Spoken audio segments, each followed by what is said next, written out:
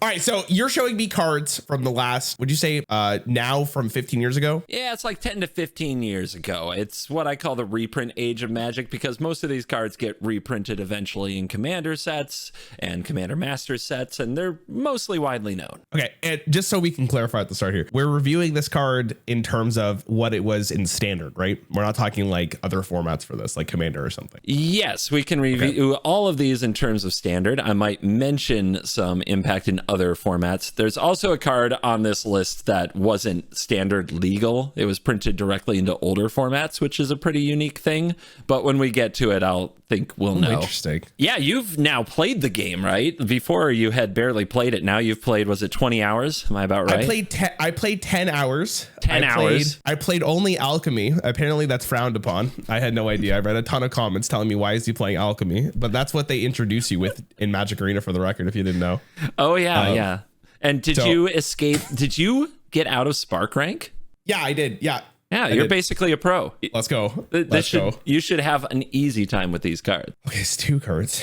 Is that, wow, it's Jace. Look at that. That's the guy who's on the thumbnail for that video. Yeah. Okay. He's the man. This is the same card, right? Yes. Okay. You want to step up in complexity. Here you go. Welcome to double face cards. Turn them over and you get a whole new block of text. This is Jace for 1 neutral and 1 blue mana.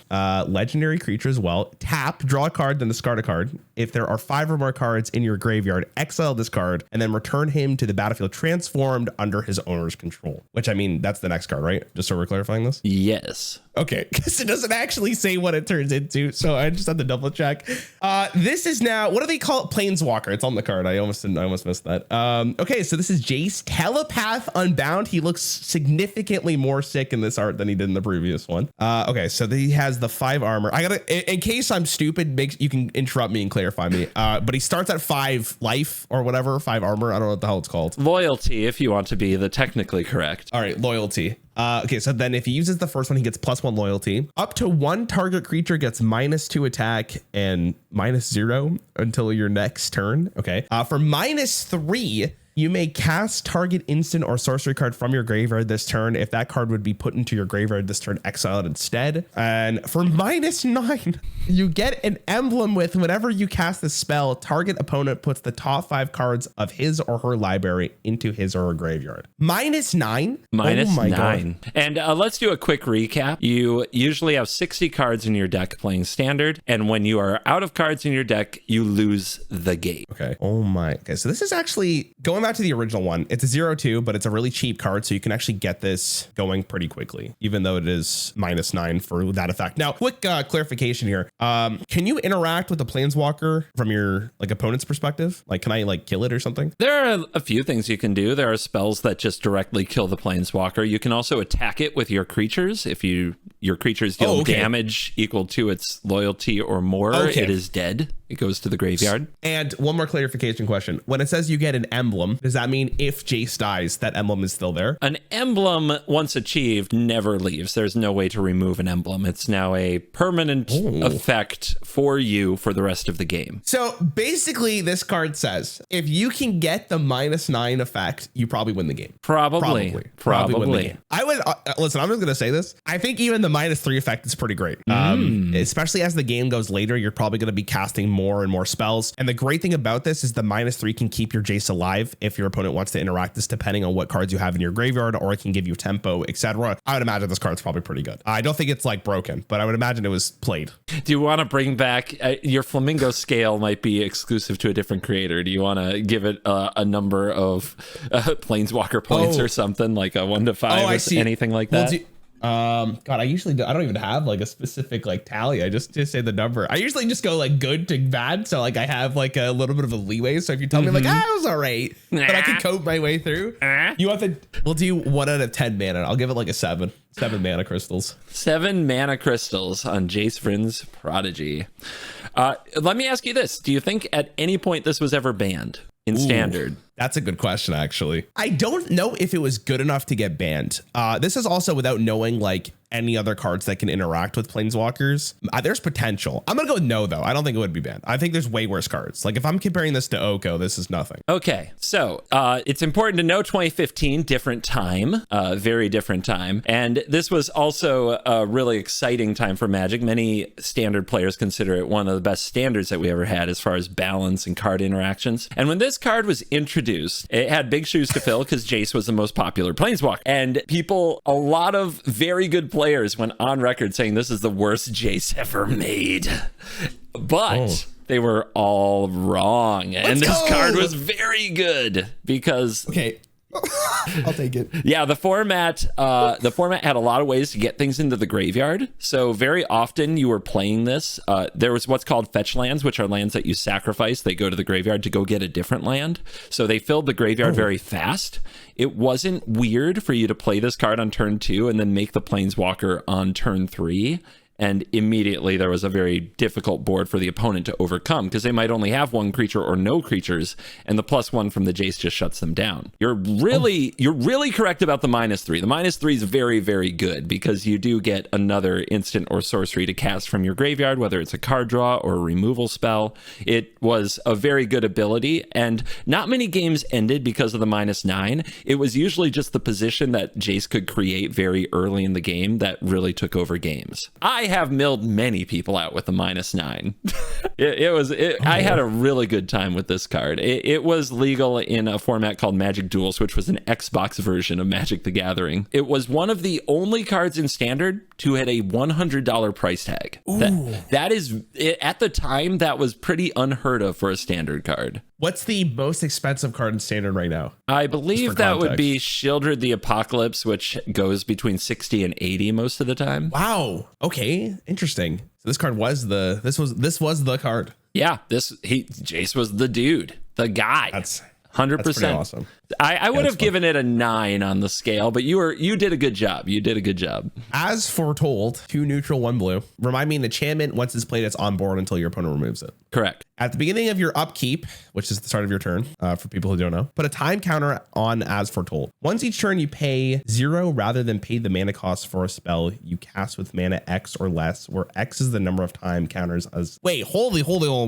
This card's broken. Wait, on each turn, let me double check this before I confirm that.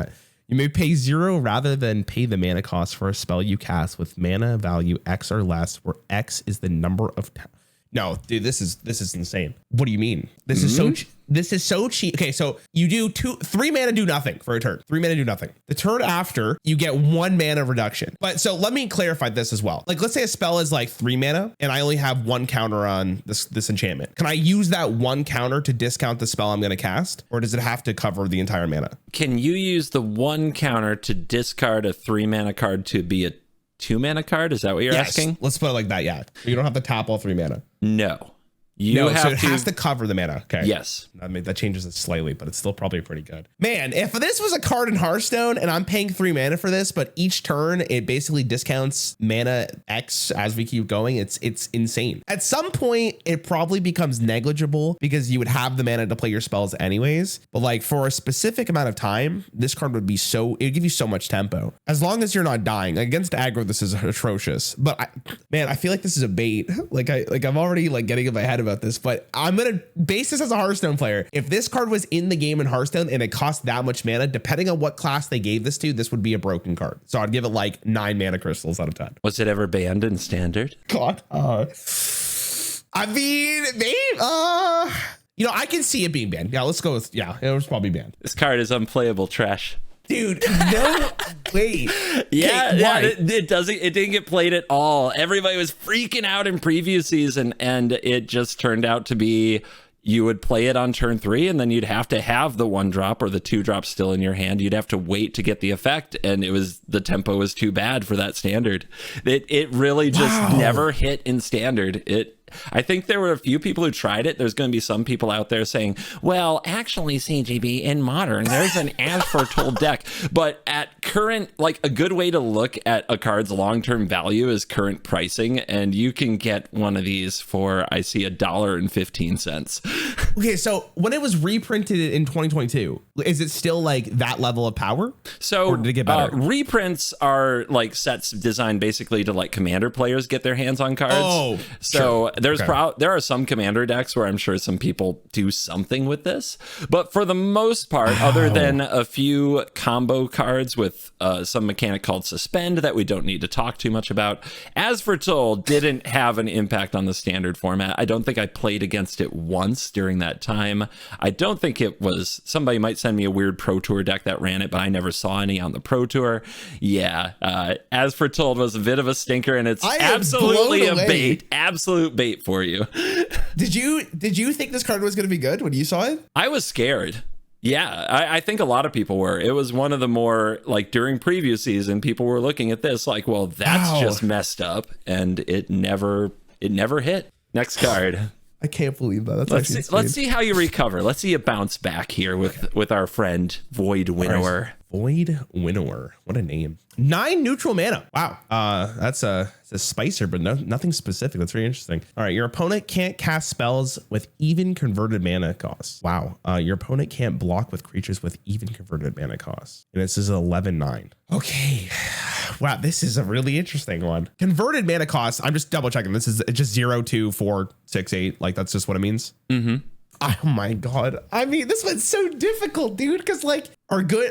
God, it has to be good. 0 cost cards, I can't imagine are very prominent in Magic. So I'm sure it's relevant, but it's probably not as relevant as like 1 versus 0. I mean, you're in some cases, this card probably just locks your opponent out of the game. Also, hold on a second, because minions in Magic are considered spells, right? Correct. That is one of the big differentiators. You can't, if I'm reading this correctly and I'm understanding it correctly, you can't play minions that are even cost as well, right? Oh my God, dude, what is this? This is absolutely ridiculous. Yeah, you can't even. That's it. You just can't even. This card could be a 0/9, and I think it'd be almost the exact same card. I could be wrong about that, but like I feel like you're playing this card to basically tell your opponent you're not allowed to play the game anymore. I think it's not great, but there's probably circumstances where this card probably just wins you the game. In Hearthstone, I don't think this card would see play unless you can mana cheat this. Like you would have to get this out earlier for it to be that impactful. 9 neutral mana though makes me believe that this is better than what it is because you don't need specific mana. God, this one's tough. This is really tough. We've never really had an effect like this in Hearthstone. Like there's no gauge on how good this actually could be. I'm gonna go with my gut and say this is a tech card. And on average, tech cards aren't generally great unless the meta really calls for it. I'm gonna give it like a 3 out of 10 mana, and there's no way this card was banned. Okay. That is good analysis. This card was another very terrifying card during previous season. It saw spotty play in standard because there were very good ramp decks. This is from a set called Battle for Zendikar, which had a lot of Eldrazi cards. Eldrazi cards are big and terrifying, as I think you found out in one of your other videos from a while back. And so casting it wasn't insane. It's just that sometimes you cast it and your opponent has the right odd mana spell that kills it, and it's just kind of sad. So you were right. I would have probably given it 4 stars. It was not banned, and it saw very occasional play. This card is still mostly relevant because of Commander, where you have a ton of mana, and putting this on the board, locking out several players, makes them angry and salty. It's a salt-mising card, and that's why it still has a price tag of like $25, because in Commander, people still like to absolutely torture their friends. That was a good recovery, though. You came back from the As Foretold debacle. The incident was survived. Look, I'm really happy that you said like the average Magic player thought that card was going to be good. Like it made me feel better because I still can't believe it was bad. All right, Delver of Secrets, 1 blue mana. At the beginning of your upkeep, look at the top card of your library. You may reveal that card. If an instant or sorcery card is revealed this way, transform Delver of Secrets for 1/1. All right, so then it becomes a 3/2. What the hell is that? Insectile? What is that? Aberration? Go with that. No, aberration. Keep it coming. Keep it coming. Aberration. You're doing great. I'm going to go aberration. That sounds correct. What is that thing in the top left? Why is it like a moon? What is that? I mean, who am I to just tell you what the artist was thinking? Oh my God, this thing is disgusting. Oh, you mean that signifies it's a double face card. Oh, okay. I just learned something new. I've actually never paid attention to that. Did Jace have that too? This might be a thing for that particular set. Okay. Yeah, I don't think I've ever really noticed it. What did this come out? 1993 to 2011? So 2011, I guess? 2011. Back when they still put both dates on the cards. So this is flying, and it's a 3/2. Mm-hmm. Wait, this is 1 mana? Wow, okay, hold on. Wait, isn't this... Here we go again. Here we go. I think this card's nuts, like, just for the record. But let me try to talk myself down. So flying is a mechanic where only minions with flying, or there's one other keyword, I forget what it's called, can block it. Reach correct? Is the other one. Reach. You are correct. Yes. In 2011, it's a decent time ago. The power level of cards must have been, let's say like a little bit lower. I'm not sure how significant it would have been, but this is 1 mana 1/1, and you also potentially just get a 3/2 flying for this without paying any additional mana. Now your opponent does get to know one card that you drew, but actually, okay, if you don't draw an instant or sorcery spell the very first turn, is that even good? Because you reveal the card, you're going to reveal the card every single time if you're putting this in your deck. So you show your card. If it's not an instant or a sorcery, your opponent now knows you have a minion or creature or whatever other card, enchantment, whatever. And then you have to do it again. And then if you don't hit, you look like an idiot. And then they know another card, and then it gets even worse. Like this is bad for your mental, because you're going to get tilted on turn 2. Like this might be bad.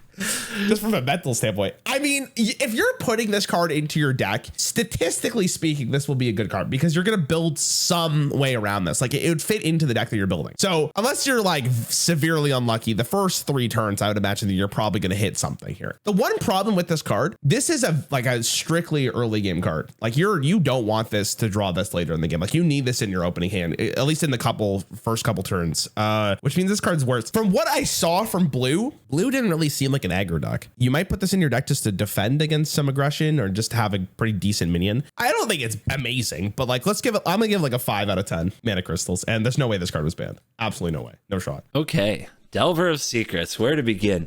Oh no. So when this card was in standard in 2011, this card was the nuts. It was absolutely insane. Probably people would have given it an 8 or a 9 back in the day, because you just couldn't get like a 3/2 flyer for 1 mana in any color. So while you're right that blue wasn't a good aggro color, it kind of defined this thing that is known as tempo, where you just like you use counter spells on everything the opponent plays for the rest of the game and smack them with the 3/2 till they die. Right. So they can't get anywhere. This card top-aided Pro Tours. This card was an absolute house. This card saw play in older formats. It is a very beloved card among people who love that type of gameplay. But there's something interesting about this card, which is going to save your analysis in a way. This card is legal in standard now. Okay. And it sees no play. It's trash. Okay. It's absolute trash. And it's because back in the day, there were some cards legal in standard. The best one being Ponder, which alludes to what you said. Ponder is one of the best cards ever when it comes to, for 1 blue mana, you look at your top 3 cards and you put them back in any order, and then you draw a card. Yeah. So like if you did miss your turn 1 Delver flip, a Ponder would almost surely set you up for the next turn, which would still usually put you ahead of anything your opponents were doing. It's true. So here's the thing. I appreciate you telling me that the card's bad now, but you know what? Remember what I said right at the start of my analysis? I said this card's broken. Yeah. Like I looked at it and I said this card is broken, and then I talked myself out of it. It's okay. I've got an easy one for you next. Okay. Okay. Yeah. I actually hate that you said so that. Easy. I don't want to hear that. Oh my God. What the hell is this? Hogaak? What the hell? Hold on. I have never seen mana crystals like that. Black and green. So that means you could use either of those to tap this. You could, yeah. Yeah. Wow. I don't think anyone has shown me a card with mana crystals like that. So hybrid mana. It's called hybrid mana. Hybrid mana. Okay, so this is like a freaking Dark Souls boss, by the way. I don't know if you've ever played that game before. 5 neutral, 1 black/green, and there's 2 of those. How do you even what do you guys call that? Black green hybrid? Yeah, I would probably. So guilds have names, like combinations have names. So I would call it 5 Golgari hybrid. This is like Voxy was trying to explain this to me a while ago. All right, legendary creature and avatar. You can't spend mana. Okay, I don't even know why I asked that question. Okay, I should have just read the first sentence. You can't spend mana to cast this spell. Convoke, common, delve. So these are. Have I seen either of these? Probably not. Each creature you tap while casting this spell pays for 1 or 1 mana of the creature's color. Each card you exile from your graveyard pays for 1. Whoa! You may cast from your graveyard as well, and it has trample, and it's an 8/8. Wait, this is a wild ass card. This guy says easy. So that means, just so I'm clarifying this, if I attack with my creature, right, that taps it. Yeah. Does that count? So convoking it would be using it for a separate ability, so you wouldn't be able to attack with that creature under most circumstances. Okay. I played a lot of black when I did that 10-hour video. Black was my favorite class other than blue. Black seems like a deck that actually likes potentially to exile your cards. I could be wrong. I'm gonna take a guess. What year is this? 2019? I also want to say, like, you don't have to play this in a black deck or a green deck, or a black and green deck. You can play it in just a green or just a black deck. That's fair. Yeah, you're right. So I'm so used to in Hearthstone, when like a card's given to a class, it's mandatory for that class. That is something I've never been able to separate from cards from any other game. I believe I'm going to take a little bit of a guess here, because again, it's really hard to gauge this from a Hearthstone's perspective, because we're kind of missing the 2 elements that actually make this card playable, like literally playable. Because you can't tap cards in Hearthstone, and we can't exile cards from our graveyard, like specifically. There are cards that like just get a card out of the game, but you can't just do that on your own. What is it? Is it not normal to have a card that says you can't use your mana crystals to cast it? I believe almost every single card, unless you're paying with health, has to be spent with mana. I don't think there's a single card in the game that. Am I wrong? No, I think I'm right. I think it has. Okay, I'm gonna go on a limb here. In a sense, this is almost like mana cheating. In a sense, and I'm gonna follow the principal rule of every card game. Mana cheating is good, so I'm gonna give this card a 7 out of 10 mana crystals. So Hogaak Arisen Necropolis is going to be the one of the cards. There's going to be one more later that was not printed into standard. This was printed directly into modern. And if you want a cheat code for identifying that, you can see where it says MH1. That stands for Modern Horizons 1. There on the card. Okay. So this actually skipped standard altogether and went into the more busted format that is modern. And it resulted in what will forever be known as the Hogaak Summer, where every deck was all about Hogaak. And they tried, when this card first came out, they banned some cards like Bridge from Below, which was a very popular card in what's called a dredge strategy. Dredge means you put a ton of cards in your graveyard and you use those for various effects. They banned a few cards to try to limit Hogaak's power, and it just led to a more busted Hogaak deck, which was straight up cast a bunch of creatures and beat down. And it was absolutely dominant at the Mythic Championship that summer in Barcelona that I was at. You know, it was a lot of fun, and it's all anybody talked about. And it was an absolute monster, and it did get banned. Oh wait, what did I say? I give it an 8, right? I give it an 8. I think that's what I said. yeah, we'll give it an 8. But it was so.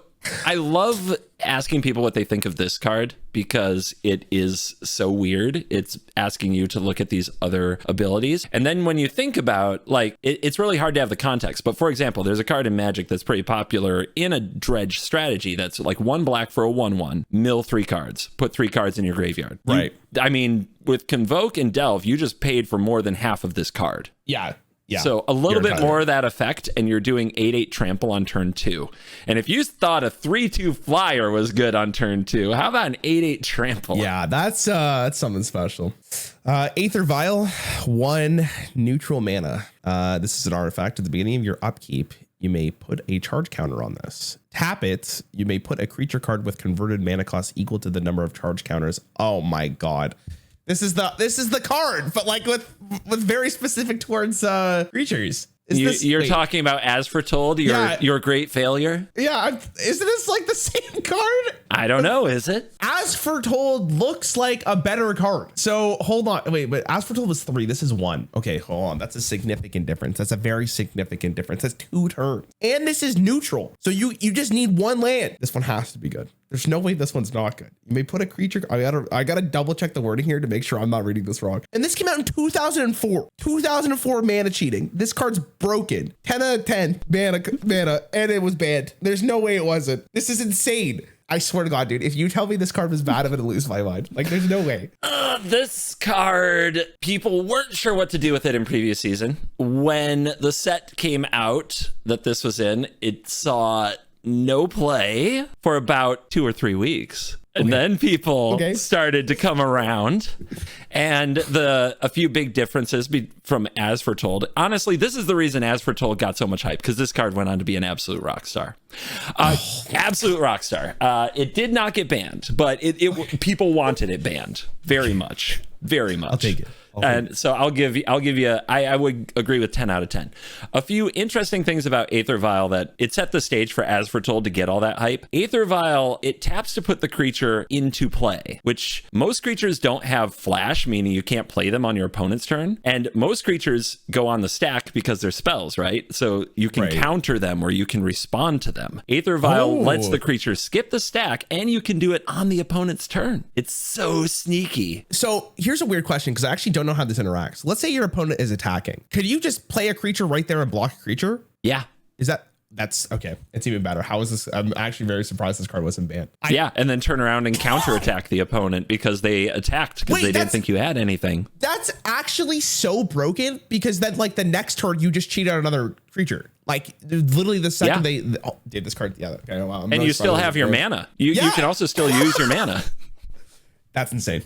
I got another artifact for you, and a totally different change of pace. Embercleave. 4 neutral, 2 red, flash. So can you clarify what flash is again, just so I understand it? You may play a card with flash at any time you could play an instant. So you can play it on the opponent's turn. You can play it in combat. Okay.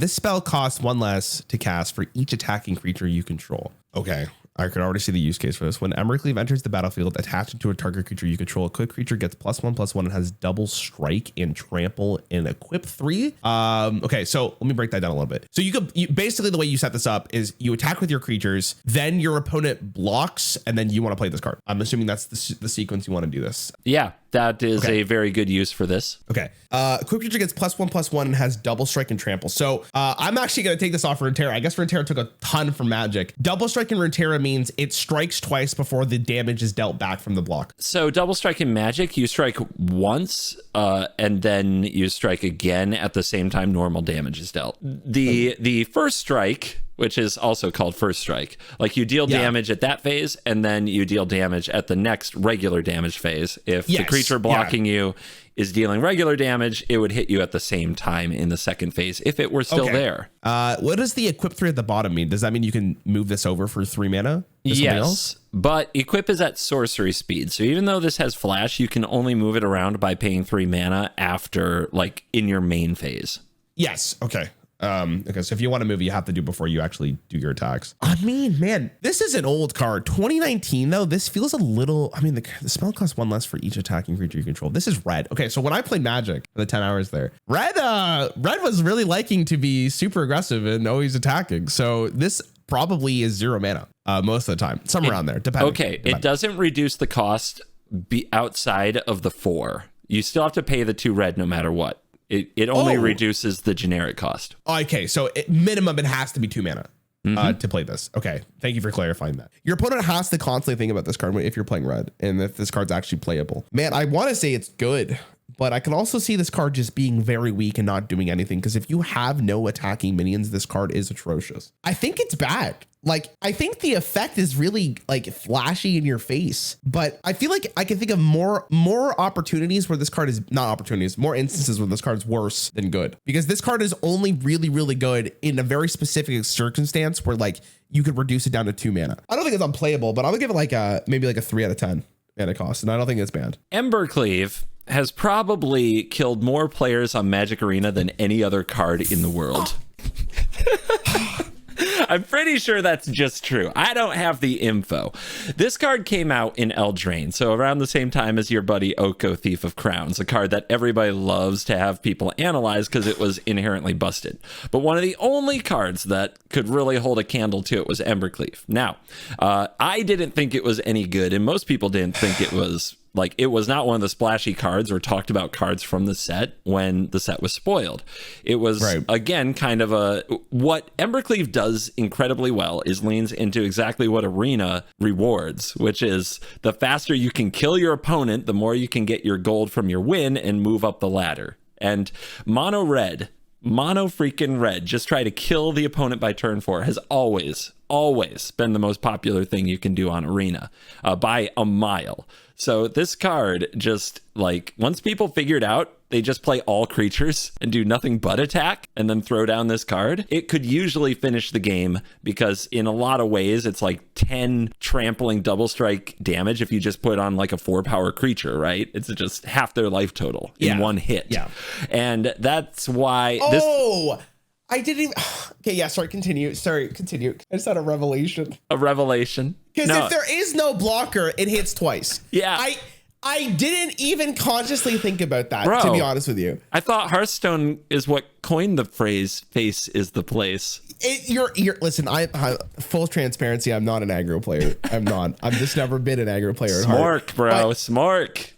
I will say, I can't believe I didn't think of that, man. Because Wind Fury in Hearthstone is a mechanic that they print very sparingly, and Wind Fury is your character can attack twice, whatever character it's on. Usually, if Wind Fury is very good, it's like the stupidest thing in the game because you just lose. Yeah, and you just lose. That was this card. I think, oh my God, I got so invested into the fact that you can kill a block. Full transparency, I'm stupid. Full transparency.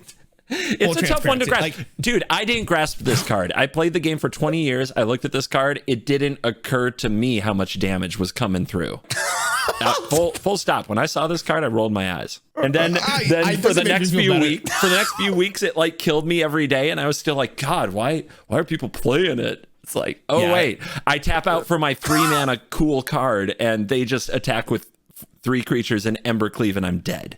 That's how that goes. And it's it was just too fast and too brutal. The Magic Mirror, 6 neutral, 3 blue, legendary artifact. This spell costs 1 less to cast for each instant and sorcery card in your graveyard. So minimum this card is 3. You have no maximum hand size. At the beginning of your upkeep, put a knowledge counter on the Magic Mirror, then draw a card for each knowledge counter on the Magic Mirror. Oh my God. Okay, so there's a lot of questions on this one, if I'm going to be honest. Let's go. If you have let's say you have 20 cards, just for instance, I don't know, let's just put a random number. And then the Magic Mirror gets destroyed. What happens? It depends when it's destroyed. If it's destroyed right before your discard step, then you discard down to 7. Okay, so that means... The discard step's at the end of your turn. Okay, so if your opponent... Let's say they destroyed on their turn. You start your next turn, and then you have to pick what cards you want to discard all the way up to 7. Well, you have your whole turn and whatever mana you have to play those cards before the discarding begins. It's at the end of your turn. It's at the end of your turn. Yeah. It's tough because in Hearthstone, right? Like, there's no, if you get decked out, you lose. Like, you start taking fatigue damage that increments depending on how many times you've taken or drawn fatigue cards.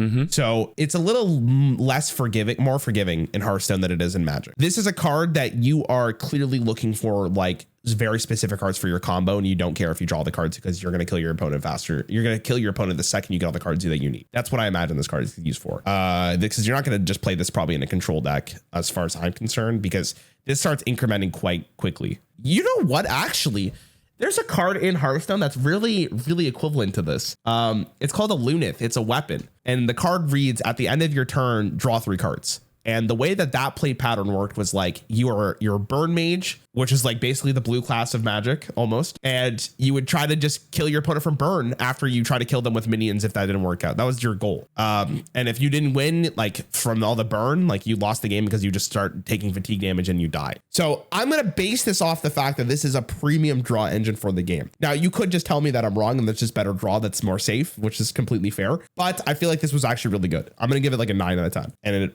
probably wasn't banned, but maybe it was. I can see it being banned. It probably wasn't, though. So this card came out in the same set as Embercleave and Oko, many other busted cards. This card definitely had some hype in previous season, and then it saw no relevant play of any kind. And I remember the weapon you showed me, and that's why I picked this one. Okay, so what was the reason this card didn't see play? So, was it because there was better draw? There's a couple reasons.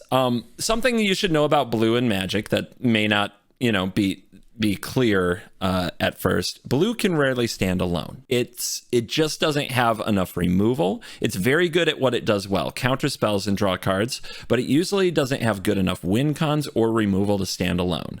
If you play one or two cheap creatures against blue on its own, they often fold. It's very hard to play mono blue. And this deck requires a lot of commitment to blue to cast the artifact. It requires at least 3. And you usually want your blue mana available to counter spells, interact with the board. So it was very hard to play in decks with other colors. It was pretty slow to get cards going. And the meta for Eldraine was insanely fast. Like we just showed you Embercleave. And you remember a little bit about how pushed Oko was. Like you just couldn't spend the time, and blue on its own wasn't really that great of a color at all. So it was an exciting card in a tough spot in that meta. It just wasn't the right card for that meta. Cute kitty. Lurrus. Let's go with the first one. Lurrus of the Dream Den. So this is 1 neutral. You can play a white or black ×2. Companion. Each permanent card in your starting deck has converted mana cost 2 or less. If this card is your chosen companion. What the hell? Okay, hold on. Complicated cards for a pro gamer. We'll go. You're right. I can do this. Lifelink is lifesteal in Hearthstone, so I know what that is. During each of your turns, you may cast 1 permanent spell with converted mana cost 2 or less from your grave. Can you explain what that means? Sure. Permanents are anything that's not an instant or sorcery. So an artifact, a creature, like a minion, like an enchantment, as long as it costs 2 or less, you can cast 1 of those each turn from your graveyard. Also cannot play a land, notably, because it says cast a permanent spell. A land is not a spell. Okay. This is wow. I don't even think the stats are very relevant for this, but it is a 3/2. This is 2020. Man, I can't imagine this not being good either. Like you could keep bringing back 1 minion over and over again. And depending on what that is, like it could be so frustrating for your opponent because this is a value card. And black, if what I saw, they had some pretty good low cost cards. Man, this has to be, God, there's no way this isn't good, dude. Come on. I don't know. A whole deck where none of your permanent spells cost more than 2?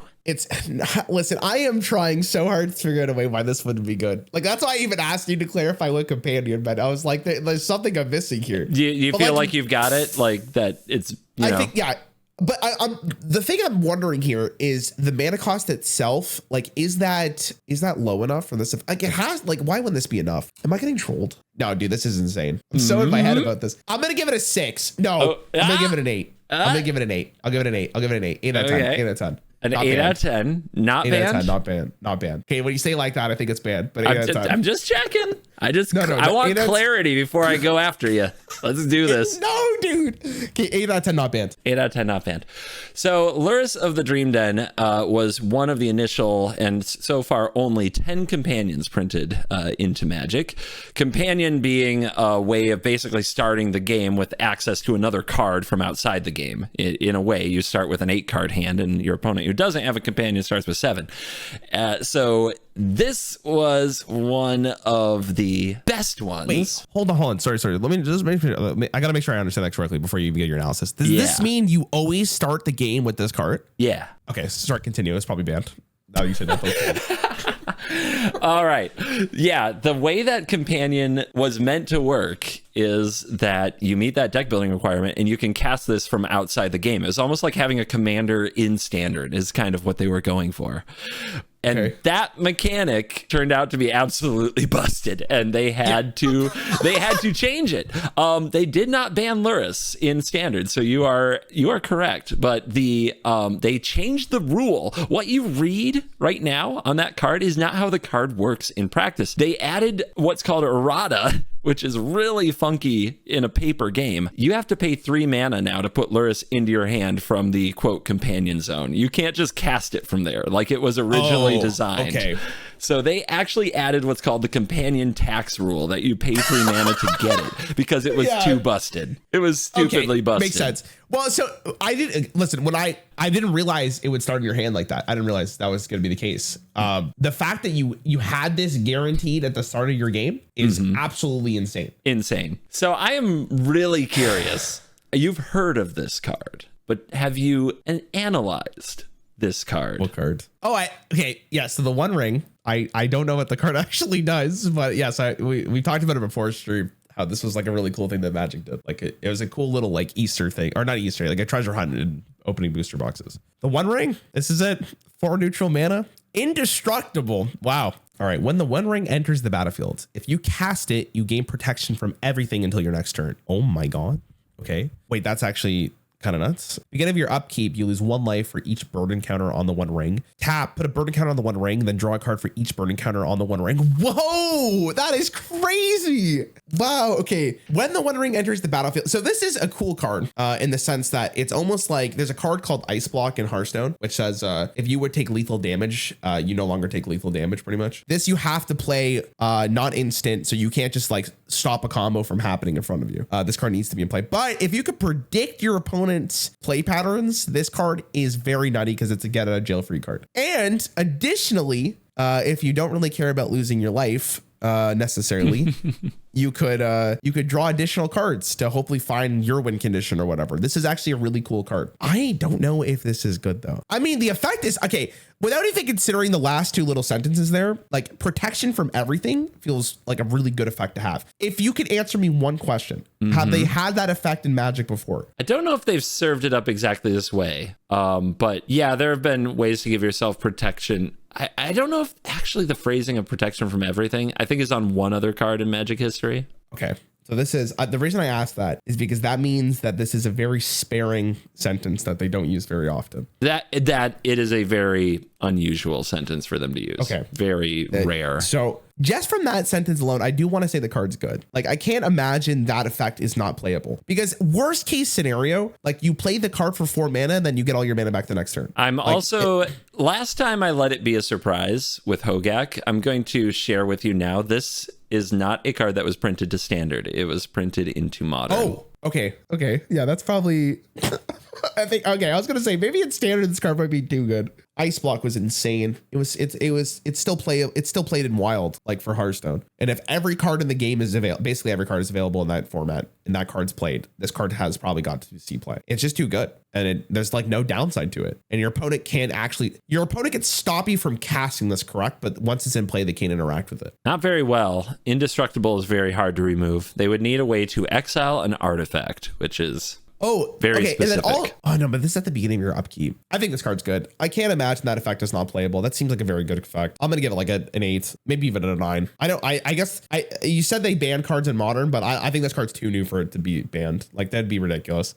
So like it's not banned, but I think it's very good. I'll give like a 9 out of 10. I would also give this card a 9 out of 10. It's very popular in modern and people do want it to be banned. It's available in Alchemy on Arena where it has been nerfed, meaning that you now have to pay a mana to activate it instead of just tapping it because the card's power level is just insane. It comes down, you gain that protection, you tap it, you draw 1 card, you untap, you tap it again, you draw 2 cards. You've paid 1 life for 3 cards and a turn of protection. And the next turn you pay 2 life and you tap it and you draw 3. You're up 6 cards for 3 life and you had a turn of protection. It's absolutely cracked. Yeah. I'm also going to trigger up comments just a little. I'm just going to stir the pot. There's a lot of people who are really mad that there's a card this busted that's like a different IP because they want to pretend that Magic is a nice little sandbox that only other Magic cards get to play in. And now like they go everywhere and they're like, ew, Lord of the Rings, the One Ring is taking over my beautiful format. And they're very unhappy. So a lot of people want this banned. Some for power level, some because just it's a different IP. I understand. I can get behind that. Yeah, sure. Yeah. They want all their Magic cards to be Magic cards. What the fuck is this? Yes. Emrakul, the Promised End. I think that looks correct. 13 neutral mana. My God. Okay, of course that's managing. Hold on. Cost 1 less to cast for each type among cards in your graveyard. So when just to clarify this, when you say type, it's like instant spell, sorcery spell, or is it like beast? No, you were doing it right the first time. Instant, sorcery, land, artifact, enchantment, creature, and planeswalker. How many of those? How many type of cards are there in Magic? Let's just say what was legal and commonly used. With a ton of work, focus on graveyard and careful deck building, you could get a 6 or 7 cost reduction. Okay, so this is still a pretty late game effect. Okay, when you cast this, you can gain control of target opponent during that player's next turn. After that, that player takes an extra turn. Flying, trample, protection from instant. Hold on a second. What? You gain control of target opponent during that player's next turn. So you play their turn, and then they get a turn afterwards, so they can actually play the game. Okay, so basically what that says is this card is probably wins you the game, and if it doesn't win your game, your opponent has to catch up on board, because you could like just ruin their day. Unless even worst case scenario, you're summoning a 13/13 for how much mana this is, like even at 10 mana. But like you could, if they're like a deck that plays removal or whatever, you could just waste it, and then they're like sad. God, this had to be good. Like what? 2016, 13/13. Oh my God, man. This is bait. Like how? Okay, let me think of this as like a Hearthstone player. If I got access to my opponent's turn for 1 turn, and I'm going against a deck that plays like removal and a combo piece, I can waste the combo piece, and then they're like kind of screwed. If I'm playing against an aggro deck, by the time I play this card, the game's already probably over, because you're probably winning the game because you can play this card. But I could make like unfortunate trades against this card. Oh my God, dude. I don't know. Unfortunate trades. I like that term. This is okay. Oh my God. I have no idea. This card looks like a tech card, but I feel like it's even better than a tech card, because in most circumstances, you're probably ruining your opponent's life. Hold on. You got to clarify something for me. Let's say I take control of my opponent's turn and I decide to attack. I get to choose the blocks too, because it's my cards, right? Okay. I just have to make sure like the rules here. I'm gonna go with like a 7, but I honestly couldn't actually tell you how good or bad this card is. This is a complete wild card, because it really depends on what your opponent is playing.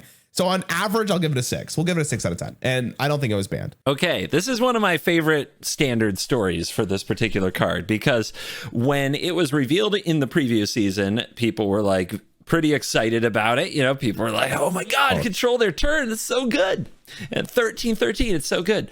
And then like 2 competitive tournaments happened before what's called the Pro Tour. And the first competitive tournament was just all creature aggro decks, nobody playing this card. And the second competitive deck, was same thing, just super fast aggro decks. Everybody, format's too fast for Emrakul, right? And then the Pro Tour happened. And the very first round of the Pro Tour, people, bust out their standard decks. Everybody's like, what are they going to play? What are they going to play? They're both playing Emrakul. Emrakul just took over that event. It like they had figured out, 1, how to get it out successfully, 2, what to do with it, 3, how to beat the aggro decks.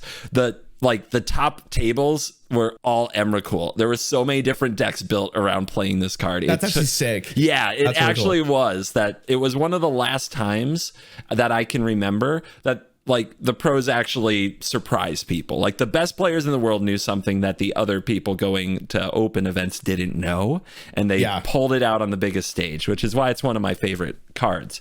So this card actually, when they really figured it out, both what to put in the deck and how to play the deck, this became everything, because the person who got control of the turn could do so many terrible things to you. Waste all your removal spells, chump attack, unfortunate trades, like you said, often leaving them with just no hand and nothing relevant. So when they took their next turn, they just kind of drew a card and were like, well, I'm dead. Just absolute blowouts everywhere. When you control somebody's turn, it is amazing how badly you can play. People think we play badly on stream. If we wanted to play badly, you can do so badly. And oh my gosh. And this card is on Arena. You can play it in Historic and Historic Brawl, and it's so fun and rewarding and evil. This card was banned in Standard. Wow. Okay. So it was it was a 10 out of 10 then. Basically. Oh yeah. Yeah. But nobody knew it. It was a secret 10 out of 10 until people showed what it could do. Yeah. Okay. So I think from like an analysis standpoint, I'm glad I realized how good it is to take over your opponent's turn. Like you could do so much shitty stuff. I think from my perspective, I think it's like, how likely are you actually to play this? That's the part that's hard to gauge. Now, I will tell you, in Hearthstone, there was a card called Mind Render Elusia. And that card said, swap your hand with your opponents. That card was, they have to literally remove it from they might as well just ban it. That sounds amazing. Like, it was, the play pattern for that card was you played Aggro Priest, you got rid of your whole hand, you played Elusia for 2 mana, and your opponent lost the game.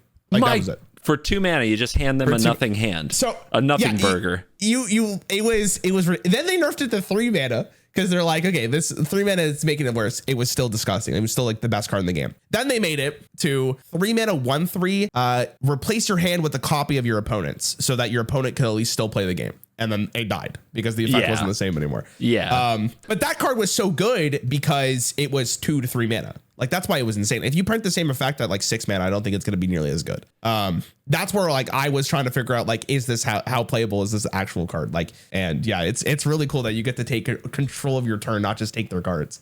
That's wild. That's a cool card. That's awesome. Absolute killer. Hearthstone make this. What the fuck? Like, why isn't this on Hearthstone yet? I'm going to pronounce his name wrong, but I'm going to go with Jodah.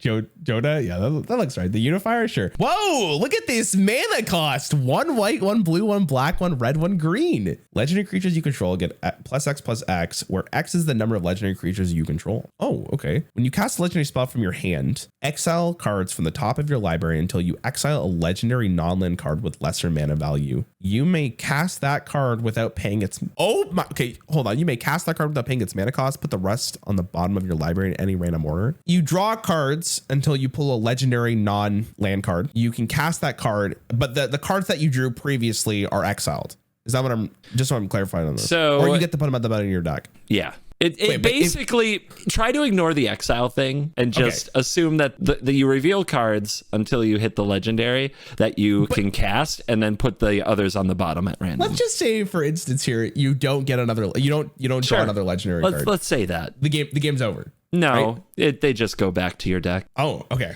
interesting. Okay, I'm just thinking. So this is also a 5/5. Dude, okay, I'm gonna be honest. I think regardless of what the text says and regardless of what the X+X+X is, I think this is just bad because of what the mana cost is. Unless there is a card that I am completely not aware of, which in this case it would be 100% accurate. This is almost an impossible card to play because you are dipping in every single class.